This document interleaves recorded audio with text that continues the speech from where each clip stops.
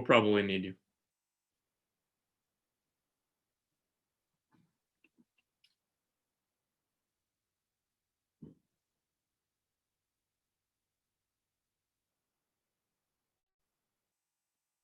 Well, good morning, everybody. Thank you all for taking a little bit of time on a Friday morning to spend some time with us. We are going to wait just another couple minutes to see if a few more people are going to log on, and then we'll get started. We do not have any background music or anything in the waiting time. So in keeping with our theme, if you have a book with you, just pick it up and read for a minute.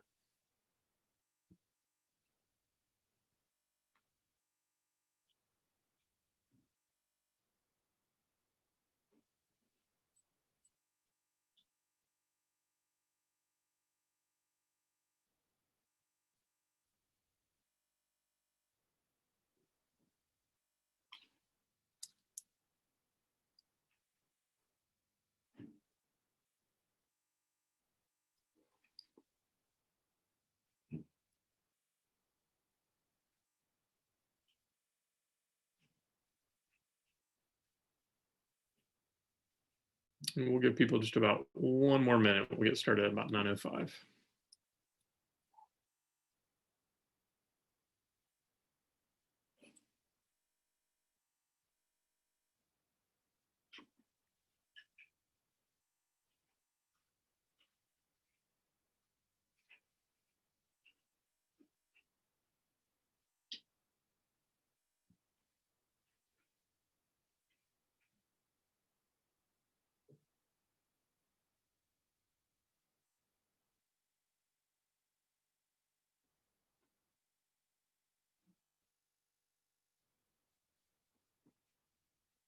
All right, everyone. Well, good morning again, and thank you so much for taking the time to be with us on a Friday morning. It's not lost on us that any sort of time out of your day is significant. Know that our students started 35 minutes ago, along with our teachers, just to get their days going in the lower school and the upper school. Have a day filled with advisory and other things. And so I know as parents, the role that you have in coming alongside your children in their education is significant. So thank you for taking the time today. We're really grateful for it. And perhaps maybe a little bit selfishly grateful in the sense that we really get excited to talk about books. And so when talking about what it was that we were thinking through and what we were considering just talking about as relates to who we are as a school, it is of course the case that we all get excited to be thinking about what does it look like to be in a position where we get the chance to talk about books and in particular what they mean to us personally and what their significance is to us as a school. And that's something that really we're going to dive into this morning. I'm going to talk for a couple minutes. I will turn things over to Mrs. Andrew, our literacy coordinator in the lower school, and then we'll pass things over to Mr. Andrew, our principal of the upper school. And then after that point, we'll take questions. And so really what we are aiming to do is to provide a K through 12 perspective of what we're hoping to do in reading. And it's a bit of an interesting title that we have, I think, in the sense that we're talking about the road to happiness being paved with books, and that a lot of times we can approach books and approach reading in general with a sense of being a bit utilitarian. We look at what reading gives us in a practical sense, and certainly there's a real sense in which we do acknowledge that. There, for instance, is a strong connection between literacy and economic success. There's a strong connection that we see a lot of times between where people are in their lives and the degree to which they're able to read. So yes, there are practical benefits of reading for sure.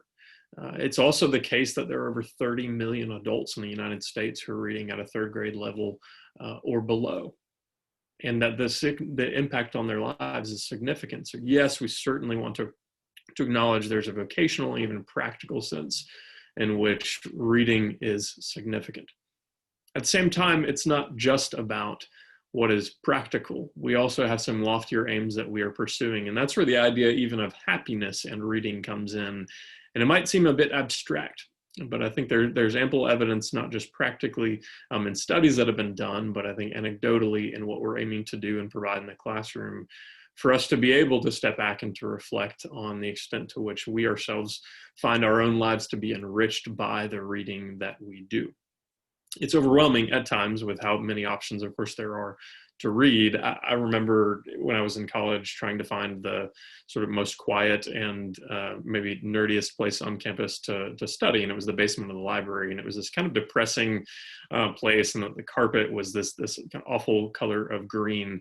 But I remember walking, I had this carrel in the basement of the library, and I remember walking back and forth and just passed by, of course, thousands of books in the process. And every so often I would stop and just look at sort of the categories that were there and glance around, and was reminded how many books there are in existence, and in particular, personally, how many books there are that I was not going to read ever. The millions of books that were out there that I would have not reading, but I would not know existed. That on some level, not only are we overwhelmed potentially by the extent to which we see technology and how much is out there technologically, but also we're at a place where we can be overwhelmed by how many books there are to read and from which we can learn. And so it's possible when we look at the amount of books that are out there that we could also just become sort of paralyzed by what good options there are. So we as a school want to really focus on a couple things. One, how it is that we're teaching students to read starting in kindergarten, and then two, what it is that we are putting in front of our students. Amidst all the books that are out there, why do we choose the books that we do? And it's interesting to look at sort of the role that reading has played culturally for us in the United States, and really even consider ways in which there are some unique facets of our culture, and yet at the same time, we step back and also acknowledge that we're leaning on a tradition that's been around for quite some time in the Western world in particular. Over 2,000 years ago at the Library of Thebes, there was an inscription in Greek that said that the library there was a place of healing for the soul. That's a lofty sounding ideal, and yet one that has extended for quite some time. And in modern context, there's this idea of bibliotherapy, that there is actually something therapeutic that can be found through diving into a book. We know that there is something that happens personally through reading. And yet we also acknowledge that you can't get there unless you're taught to read. We also know that there's this idea of what are called mirror neurons, that not only do neurons in your brain fire when you participate in an action, when you do something, but also when you see something through someone else's lens. This happens both through sort of human relationships and also happens through reading. That you can have your brain function differently and you can see the world differently because of what it is that you're able to step back and to consider. So there's power on a personal and human level through what it is that we put in front of us, through what it is that we are reading. And this morning, really what I want us to start with is the how to read side of what we're doing at the school. So we transition eventually, of course, we all do as people, from the idea of learning how to read, and then ultimately where we are learning from what we read. It doesn't happen quickly always, but it's something that can be subtle, and it's a beautiful thing to watch. It's a beautiful thing to watch our youngest students, for instance, even diving into stories as they're learning to read. I remember with my own oldest daughter, who's in second grade now, and I've shared this story with faculty, that when we were reading through parts of the Chronicles of Narnia, at one point I was reading in this winter that had been around forever, started fading away. And my daughter leaned over and she started shaking her hair. I don't have any hair, but she has hair. So imagine she has hair, and was moving it around as if she were a lion. I was like, Mari, what are you doing? She's like, well, that's what the book said. It's like, the lion shakes his mane and then the winter goes away. That for her, it was this detail that I hadn't even noticed in this poetic part of the book. And she had sort of immersed herself in the idea like, oh yeah, of course, what's happening now in this book is that the winter's going away. That means the lion is shaking his mane. And so for her, it was this idea of she wasn't hyper analyzing it. She was appreciating it. She was experiencing it. She was finding some sense of delight and fascination in it. And ultimately what we are aiming for at ACA is that we would have a context in which we are teaching students to read, to enjoy stories, to find a sense of delight and a sense of wonder in what it is that they're reading. And the books that we choose, therefore, are the ones that we think are the best to put in front of them, to find that sense of joy, to give them a different lens through which they can view themselves and the world.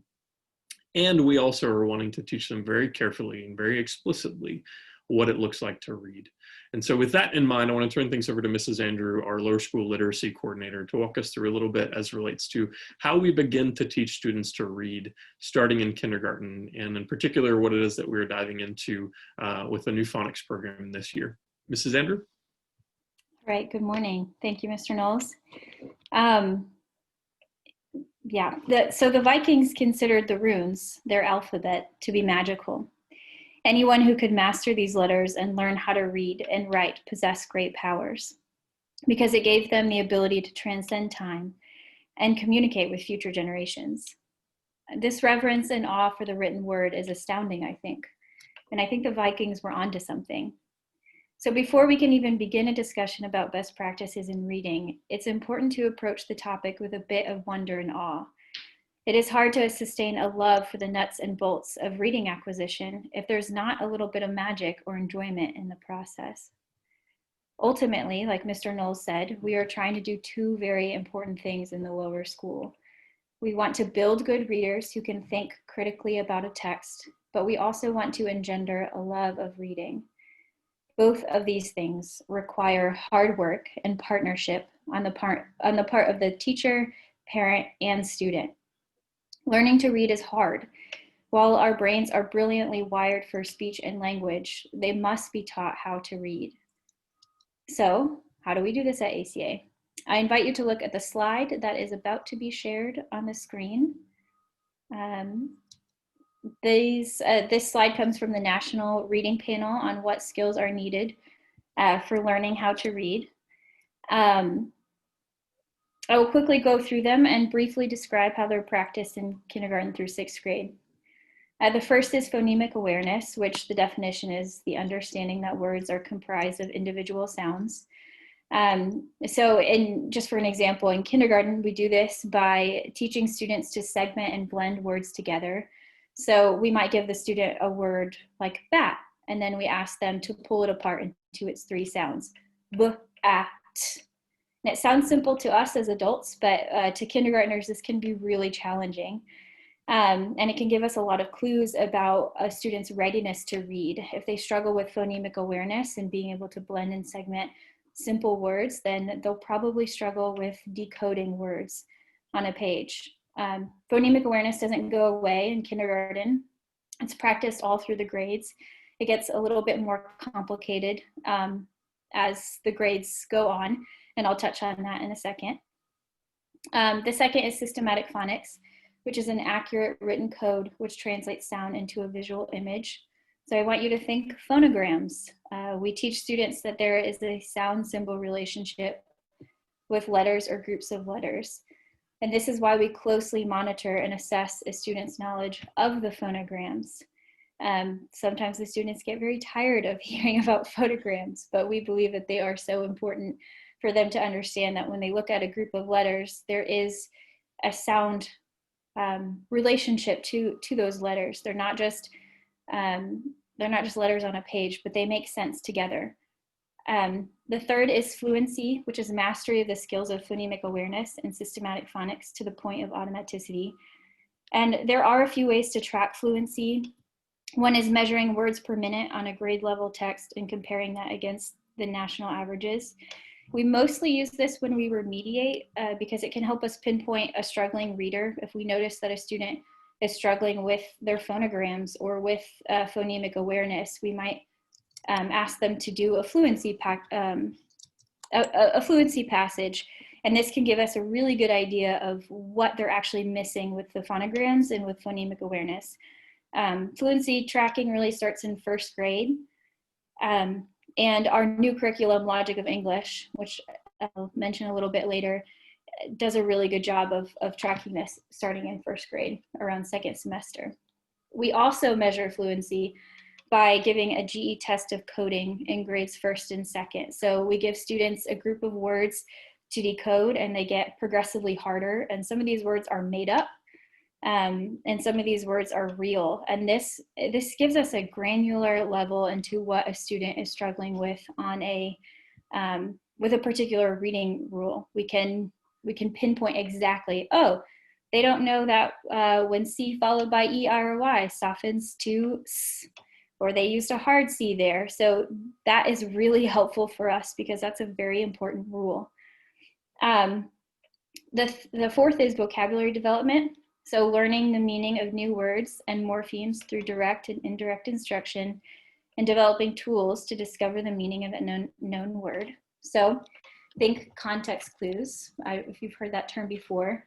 So using the passage around the word to understand what the word means. And starting in third grade, the teachers use their literature text to help students find the meaning of unknown words. And that continues through fourth, fifth, and sixth.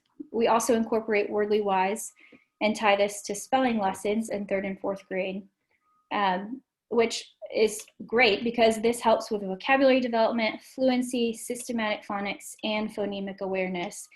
The way that we do spelling here at ACA, which is not going away with Logic of English, which is why we're really excited about it, is we ask students to break words apart into their basic parts. And by third and fourth grade, you're doing 2 and 3 and 4 syllable words, and you are analyzing them and trying to understand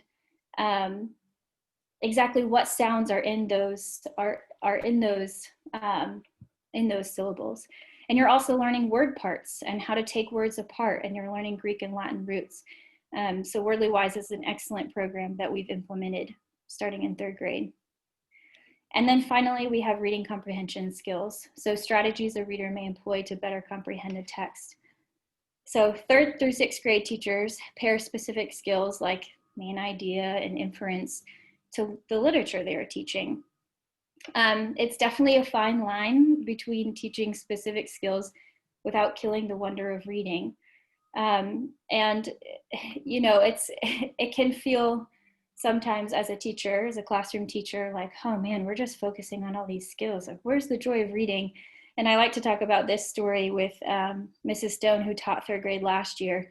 She spent a week talking about context clues and doing lots of fun activities with the story and doing very purposeful activities. But there's this one, she spent one day where in Farmer Boy, there's this beautiful passage about how Almanzo talks about the joys of eating popcorn and milk. And he takes a glass of milk and he fills it up with popcorn, and he loves to drink it because the popcorn never displaces the milk.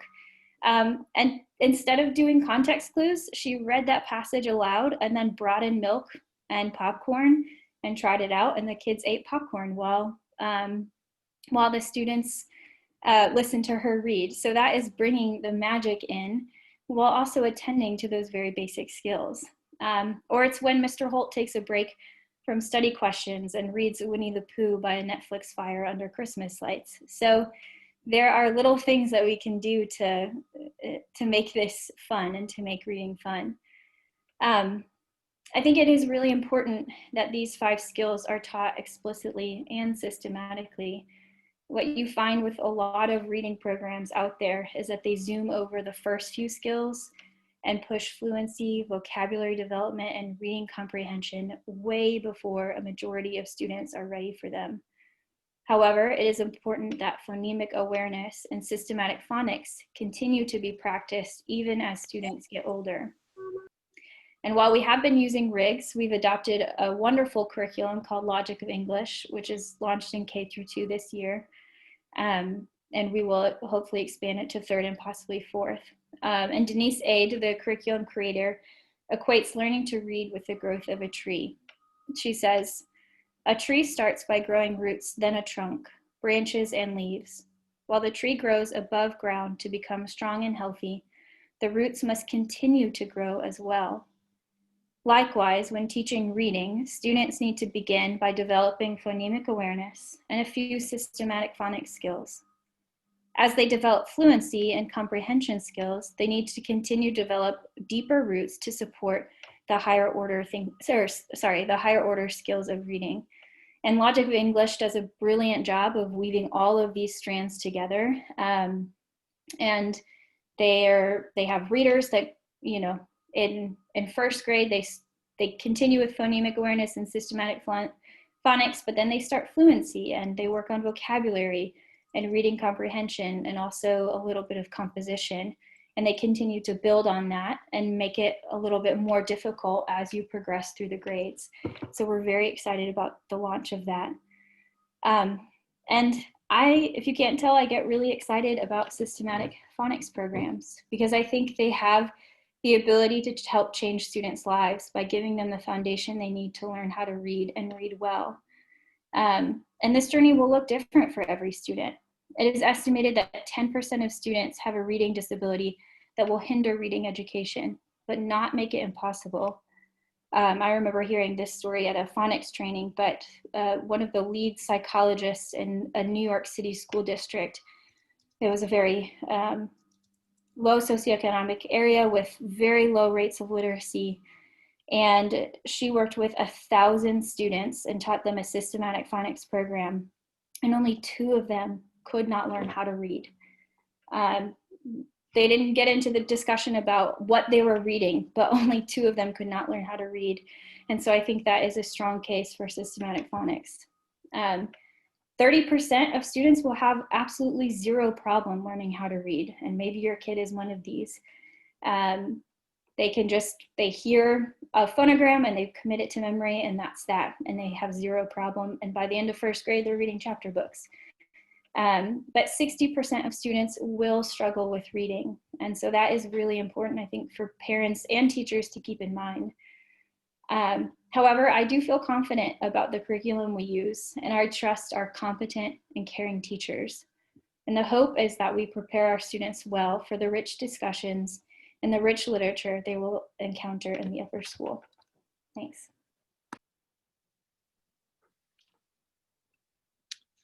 All right, thank you, Mrs. Andrew. This is the first time that I've spoken at an event for Atlanta Classical after Mrs. Andrew, so this is kind of bizarre for me, weird to thank her and then begin myself.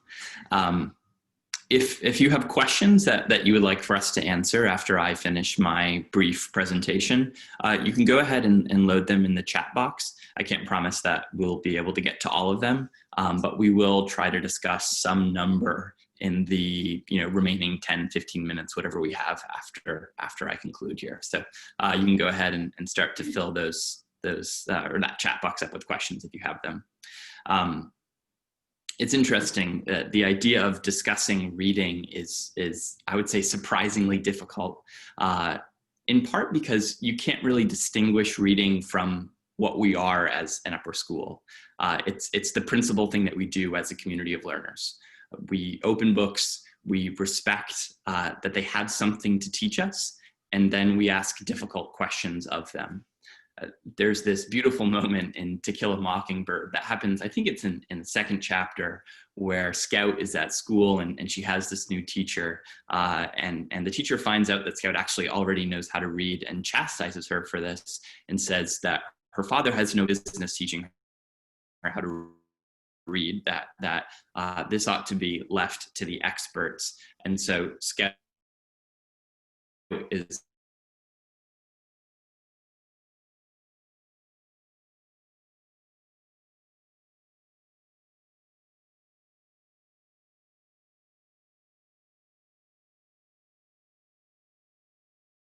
crushed, and she has this delightful little line.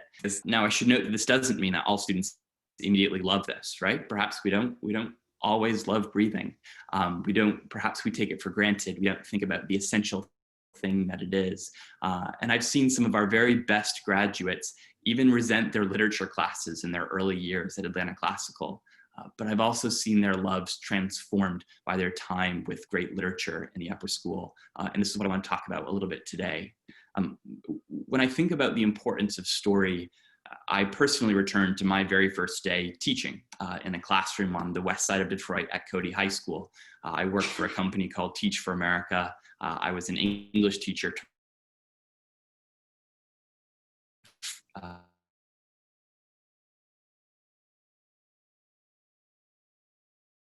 to freshmen.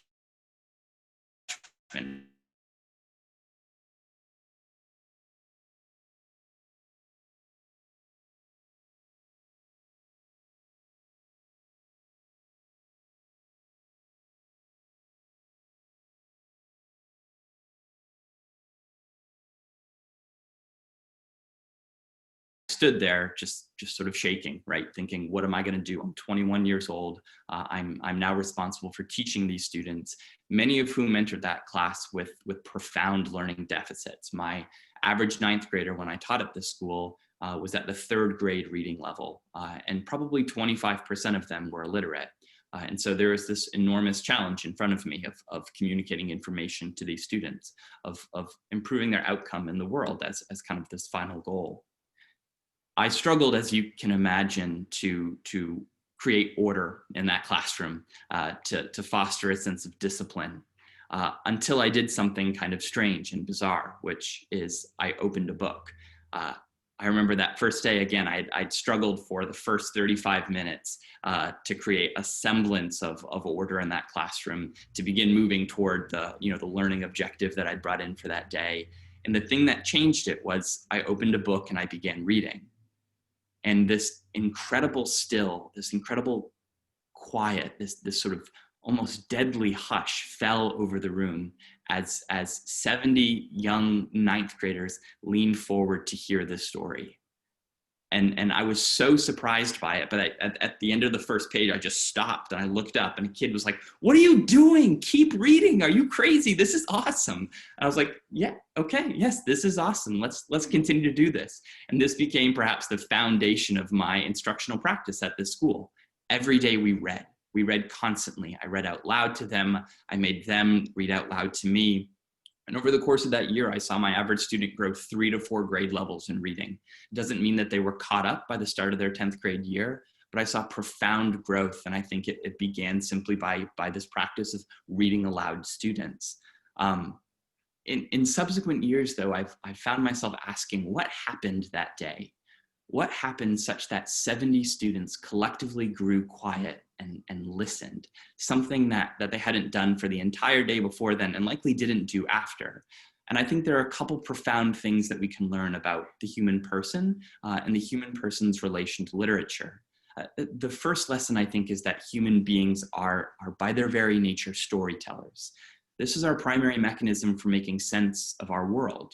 We interpret our experience, our failures, our tragedies, our great success, our insecurities, our triumph. We make sense of those things by telling a story about our lives. And right now, as we've told our students, we're in a tremendously difficult chapter. But the work of the teacher is to come alongside of the student as a guide and help them tell the story of their life. And this is one of our ambitions for our students, that they would live storied lives. So this instinct to tell a story about oneself, I think, is part of our very nature. And so we then respond to stories, perhaps because we see ourselves in them, or we see in the story itself a mechanism for making sense of the world, a world that is dense, a world that is difficult to interpret and understand. I think the second thing about stories, and the thing I want to talk about a little bit more, is that the written word positions us to meet the mind of another human being removed from our familiar context. And this creates a context for conversation and learning that is hard to recreate outside of a work of literature or a work of philosophy. The way that we pose this to our students is as encountering the mind of an author. And this, we suggest, is the first responsibility of a reader, and it is tremendously difficult work. I would go so far as to argue that this is one of the principal mechanisms that we have at Atlanta Classical, even for training our students for citizenship. That is the capacity to listen and understand someone on his or her own terms, right? It is one thing to hear an argument and run it through a set of kind of preset filters that align with our vision of the world, but it is quite another to understand a person on their own terms. When we fail to do this in literature, when we fail to understand the text as the author has intended it, we simply fail to understand. When a student first opens the Iliad, right, and learns of Achilles' rage, or they read the words of Paradise Lost by John Milton, when he speaks of man's first disobedience and the fruit of that forbidden tree, or even when a student encounters the words of Frederick Douglass, writing in the 1850s, where he's decrying the state of the American Republic. There are, I think, a host of barriers that potentially stand between our students and understanding the genius author behind those words. How are our students to understand a text that was written thousands of years ago as a starter, or to understand a writer with whom they might not share a common language, race, or perhaps even an ethical code? So Mrs. Andrews spoke of these 5 strands of reading, right, that move students from phonemic awareness through reading comprehension. And over time, our elementary school teachers do this magical work of making language itself intelligible to our students. In the world of classical education, we call this usually the grammar stage, where teachers offer to students the grammar of a discipline, its sort of foundational principles. The next stage that follows grammar is the logic stage, and this is where folks like Ms. Hopridge or Mr. Stone, our middle school English and history teachers, will teach your kids to ask probing questions and to develop systems for organizing their thinking on a particular subject. Through their studies, the kids gain not just a powerful understanding of the way that the world is ordered, but they also develop the tools needed to discipline his or her own inquiry into that world. They will work with these students so that they'll be able to pick up the Scarlet Letter, right? A 19th century American romance, or the work of Sophocles, a 5th century BC tragedy and writing in Athens, and begin to understand them. And this can be a painstaking and even deeply frustrating process. I've seen our students pick up a text that I've assigned and be completely baffled by the first page. This is enormously frustrating, right? They're looking at me as their teacher. They're saying, you've assigned this thing to me. I've read the first page and I haven't a clue what's going on. How am I supposed to write an essay about this at the end of this thing? But over time, we begin with questions that open up the plot to students. We move then to inquiries about how characters are interacting and driving that story forward. And we finish by asking questions about the author's project, right? What is this writer up to here? So what I've just offered you is a very simple framework that informs our entire approach to reading in the upper school. We ask 3 very explicit stages of questions. We ask students what's happening in the plot. We ask students about how characters are interacting and giving life to a plot. What are they doing? And then we ask a question about the author's work. What is it that the author intends to convey to the reader? And this, I think, is a helpful method for really opening up any text to our students. So the final stage of an education at Atlanta Classical is what we call the rhetoric stage. And this is where a student works to synthesize what they've learned into a consistent view of the world. So they are challenged then to draw their own conclusions, to think elegantly, and begin to forge a coherent vision of reality. Probably the main place where this happens in the upper school is the Senior Thesis project, something that many of you have heard of before, and I think in some cases your children have even done this. The Senior Thesis project is immensely ambitious. What we do is, in the fall of their senior year, we go to students and we say, what's a question that you've been asking since you first joined us at Atlanta Classical? A question that you haven't been able to shake, right? Perhaps you encountered it in Fahrenheit 451 or All Quiet on the Western Front, or perhaps it came from the Aeneid or the Iliad, or a conversation that you had in a math class in 8th grade. Go to that question and read everything that you can find about other folks that have responded to that same question.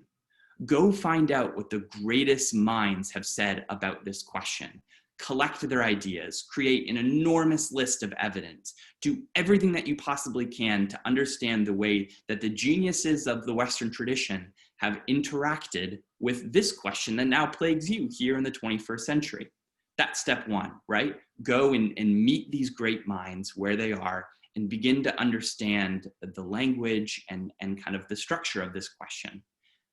From there, we then move to the challenging part, which is where students offer their own voice in response to this question. They take a question that is essential, they think, to living well in the world, and they seek to answer it in their senior thesis. This is the final effort of our education at ACA, that we would foster our students with the tools to move into reality, to encounter a difficulty and through reading and careful reflection, pose their own answer to that problem, that own existentially difficult thing that they've been struggling with since they were a child even. And when I think about what our students have written about, they have not gone to kind of idle subjects to fill space.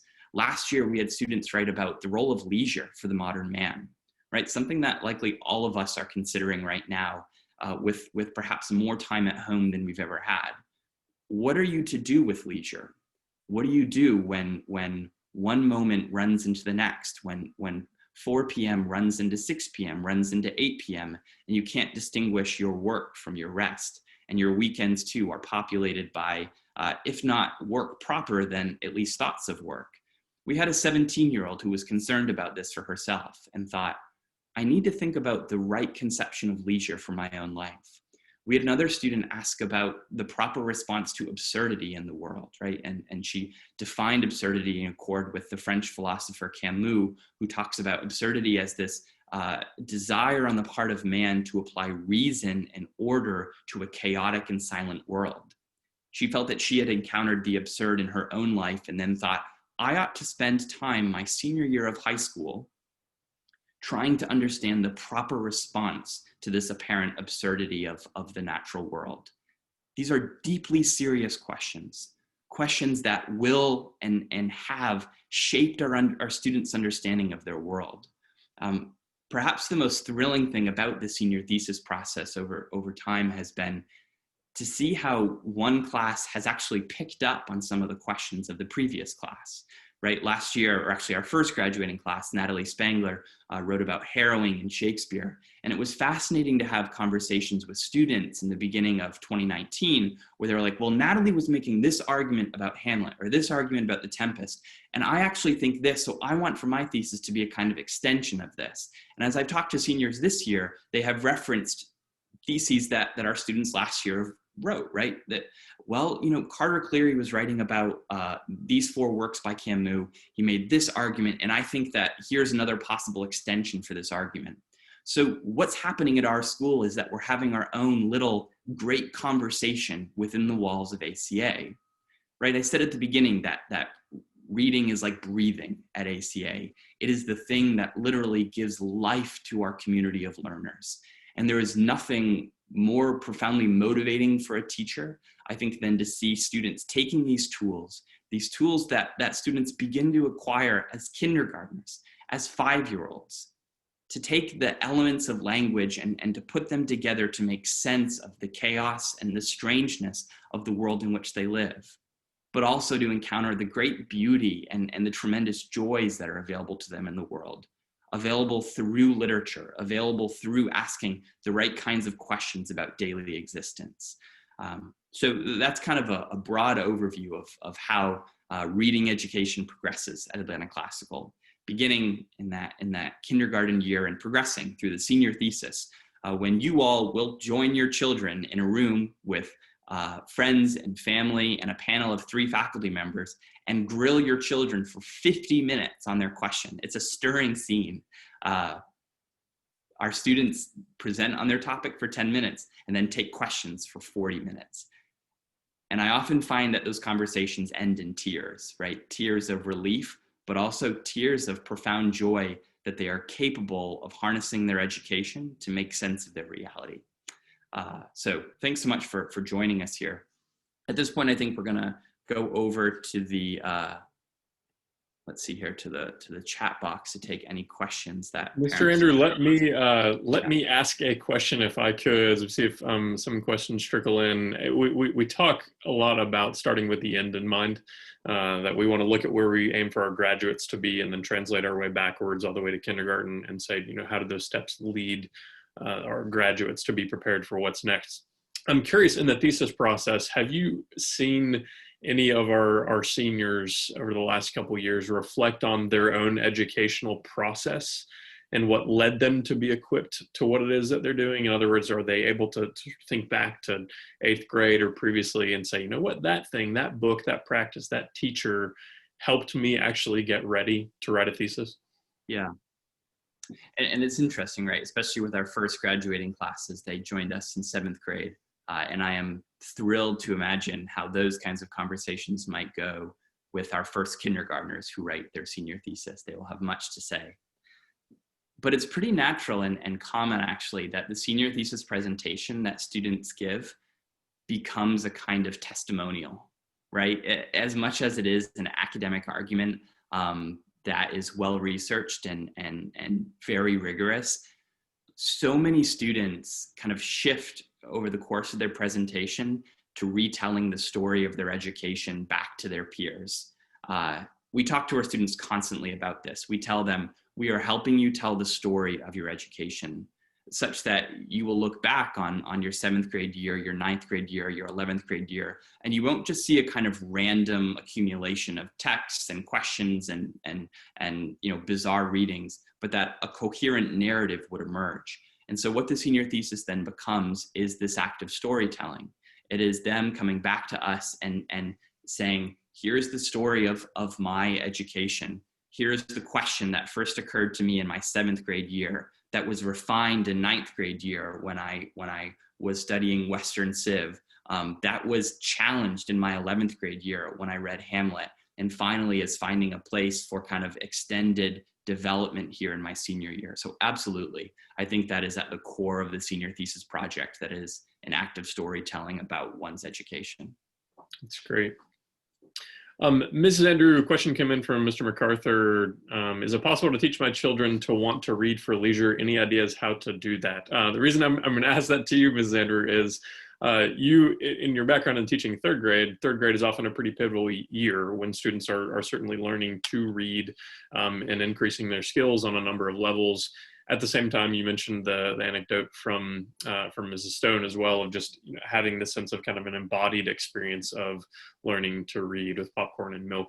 I'm curious, as you think through that process, starting maybe perhaps around 3rd grade, what does that look like to try to put opportunities in front of students so that they can learn to want to read for leisure and for joy, knowing you can't force that?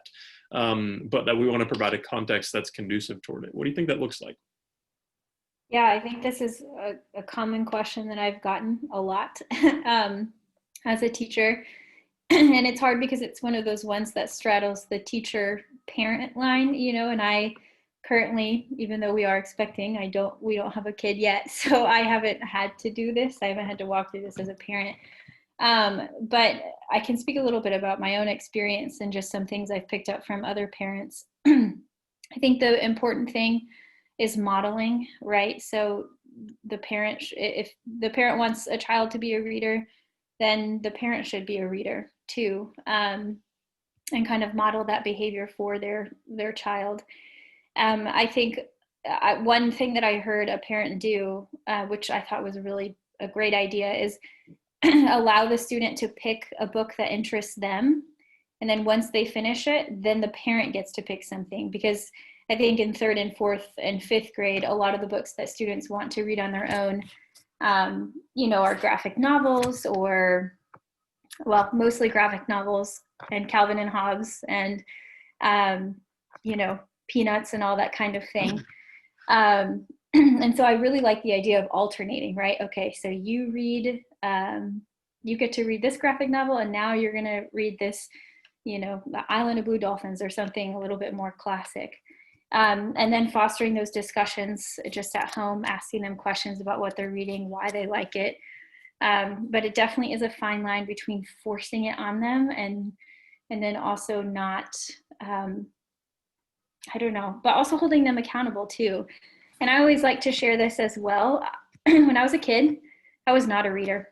I did not like reading. I remember trying to read Anne of Green Gables and thinking it was so boring. I was more interested in, Calvin and Hobbes and Peanuts and playing outside and playing Barbies, if I'm just being totally honest. So but it was always, my parents, or my mom especially, read a lot. She still reads a lot. And so it was something that was put before me as something that is desirable and something that is enjoyable. So yeah, that's not really a perfect answer, but I think just keep putting good books before them. And I've also, there's this book called, I cannot remember the name of it, but it's something like the magical hour, or if you look up, yeah, the enchanted hour. And it talks about the importance of just reading together as a family. So maybe you choose a book as a family and you read that book together. The author talks about reading Treasure Island like every year with her sons, and how it changes over time. You know, when he was really little, he was acting out the scenes on the couch and going crazy, and as he got older, he would, you know, cuddle up next to her and listen to the story. So I think just building a culture of reading in your family is important. But again, that's really difficult, and I understand the trial, but I also want to say I was one of those kids. So and then eventually it wasn't until college or really early adulthood, late high school, that reading became really, really important to me. But I think it was, you know, always something that was put before me as a good thing and a desirable thing, and that was important. I appreciate that, Ms. Zander. Yeah, there's a real sense in which I love that idea of having some student choice in it, and then also we are choosing something for them.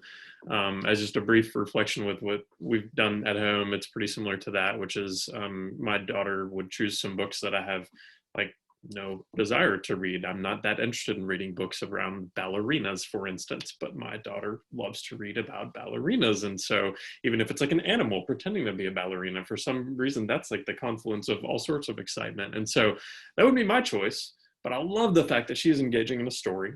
She's fascinated by something. And then I'm going to choose some books too. And generally what we read at night is something that I've chosen, and I'll try to get a pulse on what she's interested in, what she's not. And I think we have to be okay with our children not liking everything they read too. In fact, there's some beauty in those kind of discussions that can come forward in the sense that want to get them to think about why. Like, why did you not like what you read there? Why did you like what you read there? And even that sort of reflection can happen really early, which is super encouraging. So yeah, great thoughts there, Mrs. Andrew. Looking at a comment from Mrs. Osborne, when our son was younger, the only thing he wanted to read was Diary of a Wimpy Kid.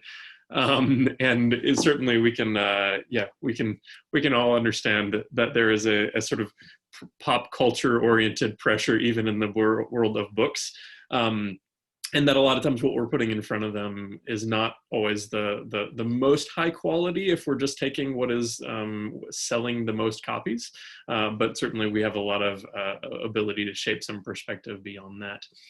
I like the idea, yeah, Mrs. Osborne, that some of these books are more like junk food versus brain food. Mr. Andrew, I wonder if you have any thoughts there as it relates to kind of how to begin to discern what's a quality work of literature. It doesn't have to mean that something is old. But how do we go about that discernment process as far as what we're putting in front of our students here, Mr. Andrew? Yeah, that's a challenging question. I'm cautious about labeling literature as junk food too quickly. I think that there is perhaps a tendency in classical schools to be a little snobby about what our students read, especially in the lower school years. And we have this expectation that a kid ought to be reading Ben-Hur in the 5th grade, which was bizarrely an expectation that I imposed upon myself as a child and hated those books, right? It was like, I ought to be doing this. And so, Mom, I'm going to sit down and I'm going to read The Count of Monte Cristo and I'm going to please you, Mom. And I would just be miserable, right? I'd be like... To be clear, no one who knows you is surprised by that you would impose that on No, but the takeaway here is that I did not enjoy them, right? And if the thing that I was actually enjoying was Matt Christopher. I don't know if any of you guys know Matt Christopher books, but he wrote something like 5 million books about that all follow the exact same plot line of a young kid who's an athlete and acquires a secret power, or there are a bunch of, they're not actually all the same plot line, but some are about football players, some are about soccer players, some are about baseball players. I was obsessed with these. I would read them over and over and over and over. And Matt Christopher will never make the canon, right? Matt Christopher will never even touch a reading list at any public school in America. But those books, I would actually say, were essential to kind of forming my own love of literature.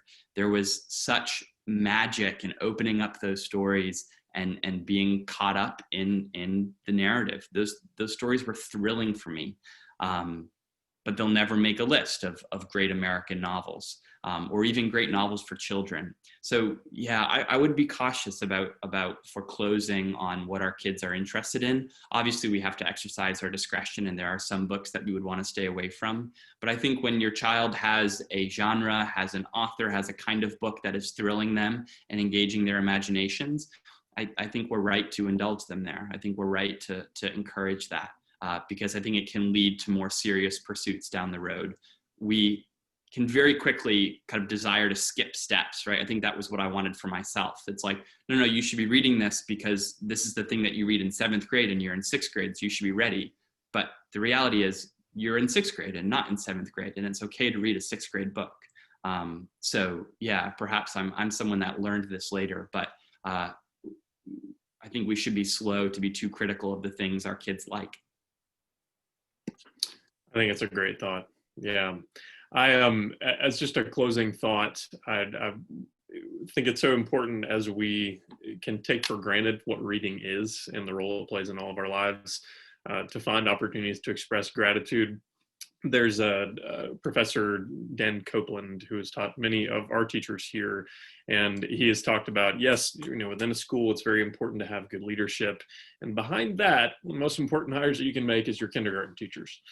Why would he say that? Well, it's because not only are they teaching the mechanics of reading, but they are really hoping to instill in students this desire to keep learning. And the seeds that are planted in those early years are so significant. So if I have a challenge for parents who are on this call, it's to find an opportunity to express gratitude to the teachers of your children, whatever the grade might be, and really recognize that whether they're at a stage in their own learning when the focus is more on the mechanics of learning to read, or when they're at a stage when it's a little bit less mechanical and more on the sense of really diving into and immersing yourself in a story. The goal is that we're always doing a little bit of both of those, but there's a percentage change that happens as students get older. Look for an opportunity to express some gratitude to teachers. I feel like I can say that on their behalf, that we want to keep in mind that teaching reading is really one of the most important things that we can do. And really, as parents, it's a privilege to partner with you all as parents in that process, knowing that this is not just something that we try to do at school, but we're all going to be most effective when we're collaborating in that process. And just one final thought, as we consider what the nature of today in particular is. As you all know, it is 9/11 today.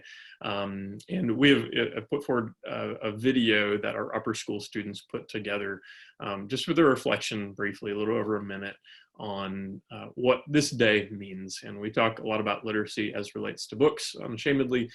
We also are believers in having a sense of historical literacy and a sense of understanding of where we are. There are great opportunities with our own children to reflect on where we were on that day. My own dad, I remember, I did not know this because I was away at college, but my own dad was flying in New York City on that morning when 9/11 happened. And so we've all got opportunities to do some reflecting with our students, and would encourage you to ask them what they talked about with their teachers today as relates to that sense of, even a sense of cultural literacy that we're wanting to develop, and a sense of awareness of what's happened even more recently. All that said, we're really, really grateful for you having taken the time to be with us today. Thanks very, very much to Mrs. Andrew and Mr. Andrew as well. And we're thankful for y'all having taken the time to talk with us a little bit about books. Please know if at any point you just want to talk to us about books or literacy or anything along those lines, you would brighten our days by giving us that opportunity. So please do feel free to reach out, and we are grateful for you all joining this morning. Hope you all have a great Friday and a great weekend. Take care. Thank you.